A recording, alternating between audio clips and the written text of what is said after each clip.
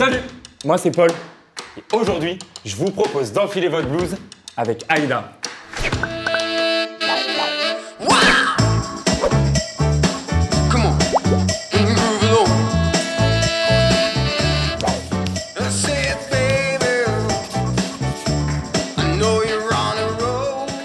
Aujourd'hui, on va parler d'intelligence artificielle. Bon, ça fait un peu science-fiction, non? Mais je vais vous expliquer. L'intelligence artificielle, IA pour faire plus court, est née dans les années 50. Les scientifiques voulaient alors créer des machines capables de mimer et de raisonner comme le cerveau humain, ou au moins capables de l'aider. L'intelligence artificielle, ce sont en fait des programmes informatiques qui réalisent des tâches complexes et multiples. Ces tâches sont les mêmes que celles du cerveau humain, mais avec des capacités beaucoup plus importantes. L'IA est capable de démultiplier les capacités de traitement d'un grand volume d'informations. En gros, quand vous mettez 3 heures à faire un devoir de maths, l'intelligence artificielle, elle peut le faire en 30 secondes. Elle repose sur différents outils, dont un fameux réseau de neurones. Alors attention, pas des vrais neurones, hein.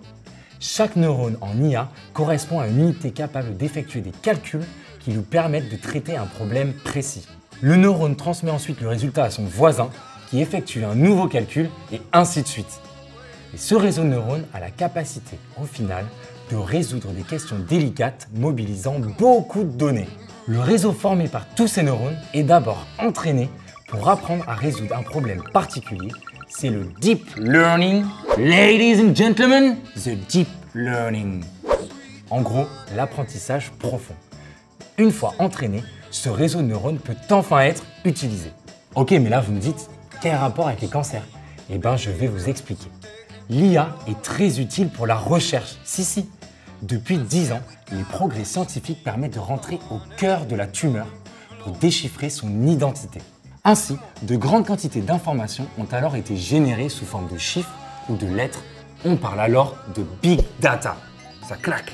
Vous l'aurez peut-être compris, notre cerveau n'est pas capable de retenir toutes ces informations et c'est là que l'intelligence artificielle entre dans le game.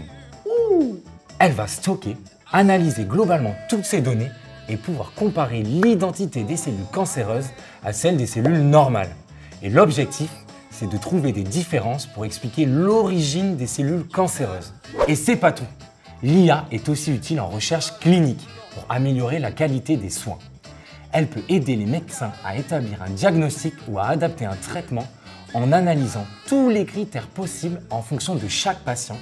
C'est ce qu'on appelle alors la médecine personnalisée. Voilà, maintenant vous savez tout sur l'intelligence artificielle pour le cancer.